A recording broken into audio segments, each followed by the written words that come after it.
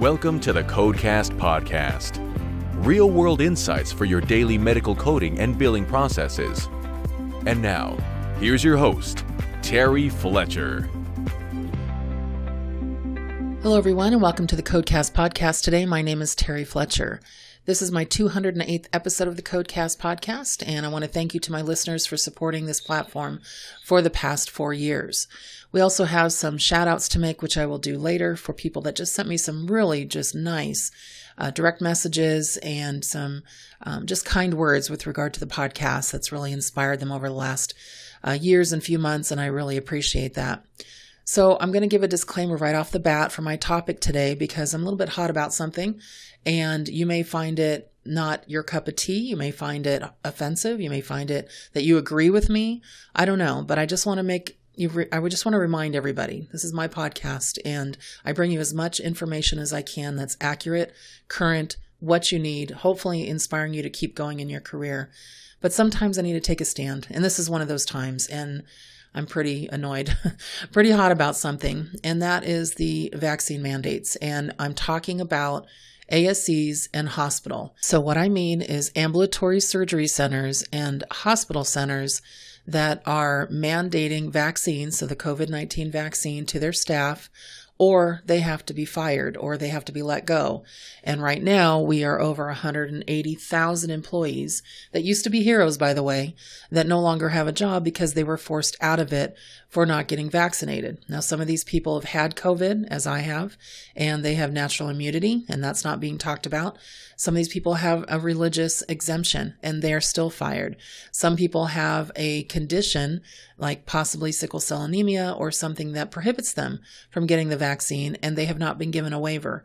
But the thing that really bothers me about this whole thing is this really helping?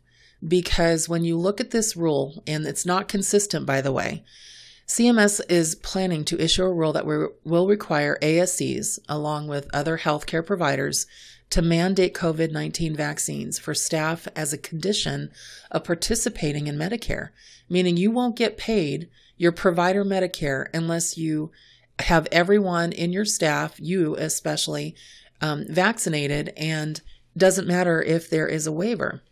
So right now, what Biden has done is he has an action plan that requires all employers with 100 or more employees to either fully vaccinate their staff or implement weekly COVID testing. People forget about that weekly, and a lot of employers have just said vaxxer or get out, which I just think that's wrong. And I'm going to just put it out there. I don't care if you agree with me or not. I mean, I'm a vaccinated person because I made that choice.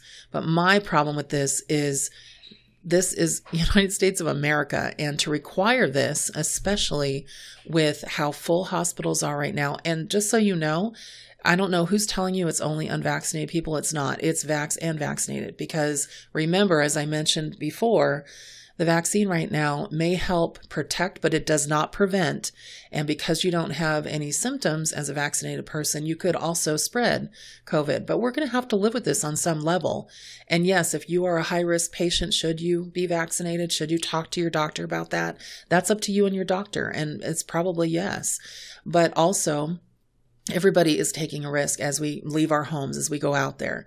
But the thing as far as ASCs and in hospitals, will this affect staffing shortages? Yes, it will. So before we get into this, one of the things that I really hope CMS does is they need to provide clear and specific information, including appropriate safeguards to preserve access to care in local communities with adequate staffing.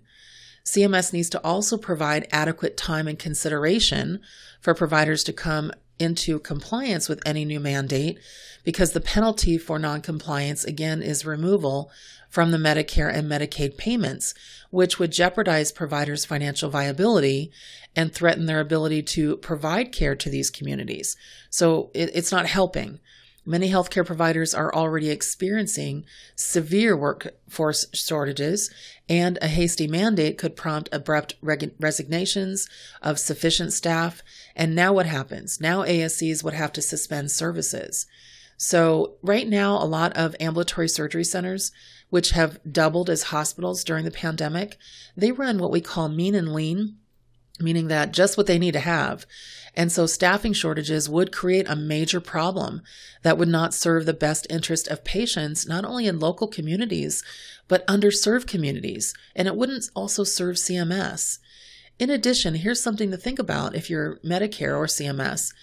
They need to provide flexibility in the event of vaccine supply shortages. Look at all the vaccines that we threw out because they didn't have any place to either store them because they need refrigeration, and they didn't give them to anyone. And so we had areas where they didn't even have it, and as well as exceptions for medical and religious reasons. But coordination and consistency in implementing a national vaccine mandate is essential right now. And right now, there is no consistency. It's you, but not you. This entity, but not this one. And if Biden is going to continue with this action and the Medicare and the CMS administration, they are going to have an alternative, something that says that either vaccinate or make sure that you are weekly tested, and if you're not, that you glove up, that you mask up, that you take whatever OSHA precautions they're telling you that you have to be protected. But also think of something else. You have some of these staff members that are being fired who have been on the front lines for 18 months and haven't gotten sick. Whatever happened to natural immunity? What happened to that? Apparently, there's a lot of workers out there that have it. So there should be one set of federally mandated rules and regulations where all employers, including ASC healthcare providers, if you're going to have one, then it should be everyone that has accountability. And these mandate decisions need to be sensitive and take into consideration local circumstances affecting patient care in local communities and healthcare facilities. It's the same thing that I talk about with telehealth. I get very again, I don't want to use I'm just hot about it. I get very frustrated when I see all of these congressional members and, members of Congress and the House and all these politicians saying, and they do it for votes. Let's, make sure that we have telehealth. Let's make sure that we just open up the floodgates and keep the public health emergency rules. And I'm like, what are you talking about? Are you trying to bankrupt Medicare in 2 years?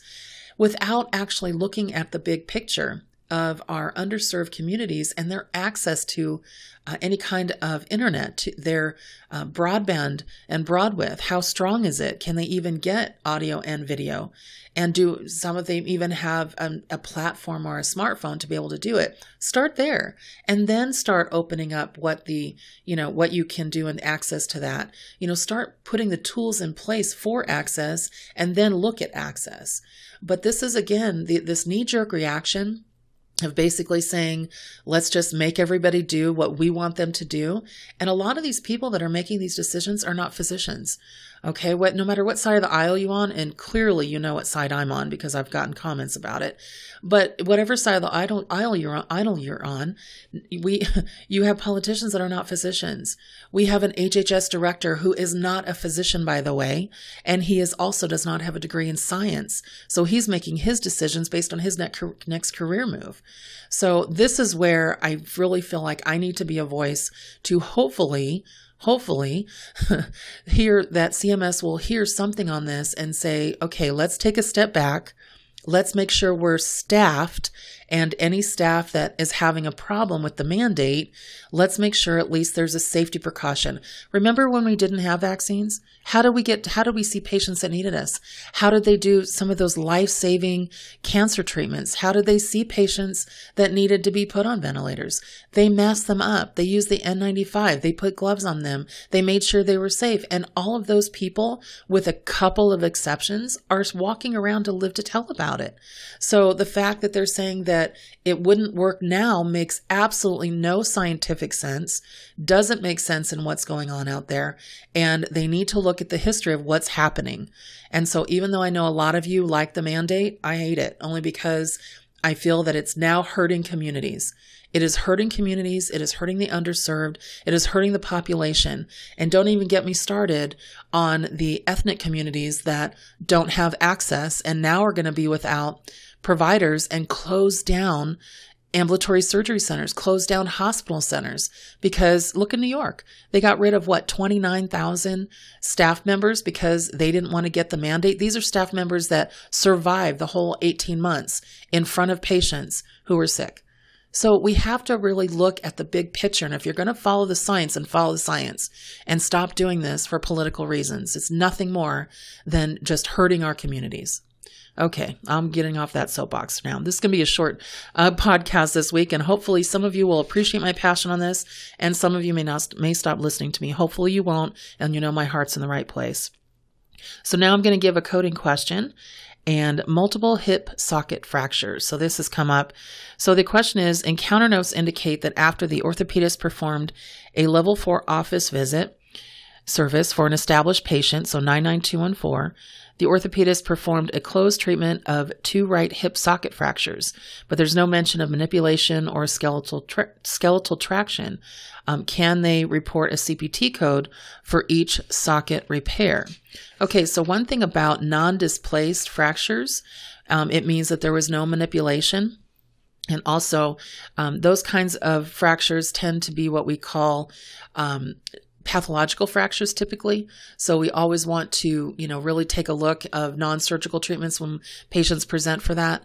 So treatment for patients with pelvic fractures is usually based on a number of factors, including the type of fracture, the stability of the pelvis, and the degree of displacement of the bones.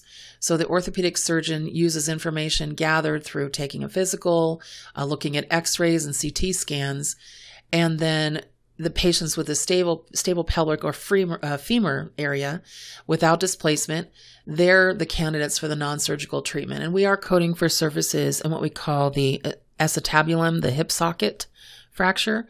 But if you look at the code 27220, it's closed treatment of acetabulum hip socket fracture or fractures, it is plural, without manipulation.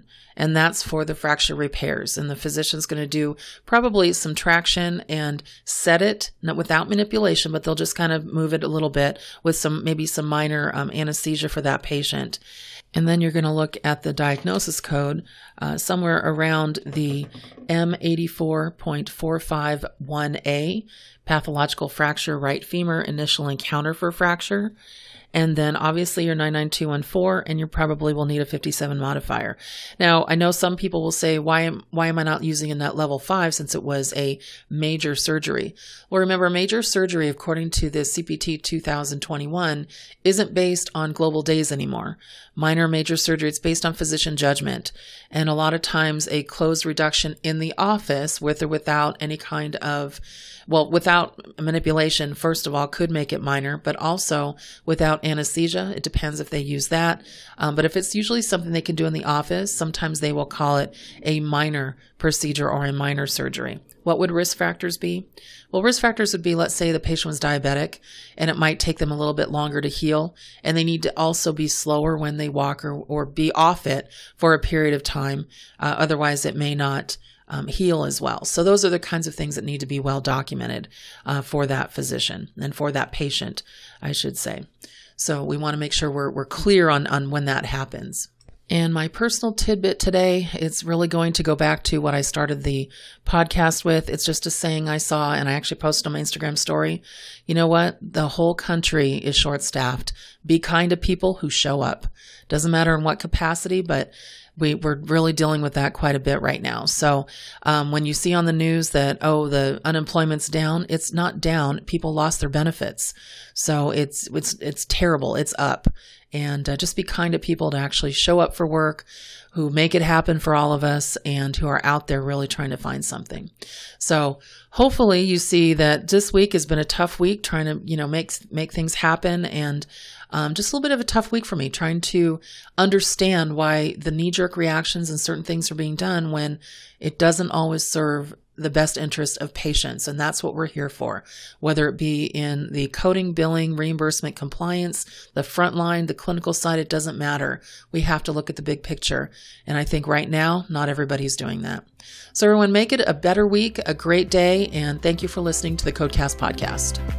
For more information on medical coding, billing, auditing, and compliance, including how to hire Terry, follow Terry on Twitter @TerryCoder1 or visit her website at www.terryfletcher.net. Podcast producer Joe Kuzma. Music producer Dassassin Music.